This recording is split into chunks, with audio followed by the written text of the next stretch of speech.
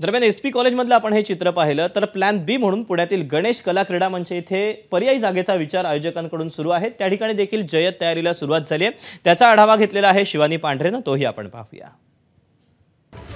पंतप्रधान नरेंद्र मोदी हे आज पुणे दौऱ्यावर आहे आणि यांच्या या दौऱ्यावर पावसाचं सावट आहे। कालपासून पुण्यात जोरदार पाऊस सुरू होता आणि त्यामुळे त्यांचे जे सभास्थळ आहे एसपी कॉलेजचं मैदान, त्या मैदानावर चिखलाचं साम्राज्य पसरलंय आणि यामुळे आता पंतप्रधान नरेंद्र मोदींचं सभास्थळ बदलले जाण्याची शक्यता आहे।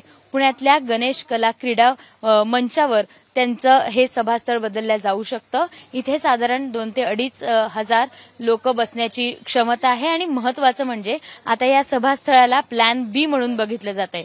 बीडीडीएसचं जे स्क्वॉड आहे त्याच्यासोबतच सगळी फुलांची सजावट या ठिकाणी करण्यात येते आहे, जेणेकरून जर दुपारी 3 नंतर कालच्या प्रमाणे पाऊस वाढला तर मोदींची ही सभा ऐनवेळी या ठिकाणी शिफ्ट होऊ शकते आणि अशी शक्यता आता सध्या वर्तवली जाते। मात्र पावसाची शक्यता आणि दुपारपर्यंतचे जे वातावरण असेल ते पाहून अंतिम निर्णय घेण्यात येणार आहे।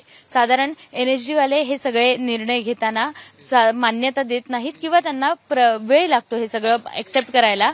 मात्र अजून जरी पावसाचा प्रमाण वाढलं किंवा पाऊस वाढला पुण्यात तर त्यांची सभा या गणेश कला क्रीडा मंचावर होण्याची शक्यता आता वर्तवली जाते। अर्थात अंतिम निर्णय या सगळ्या वातावरणावर अवलंबून असणार आहे।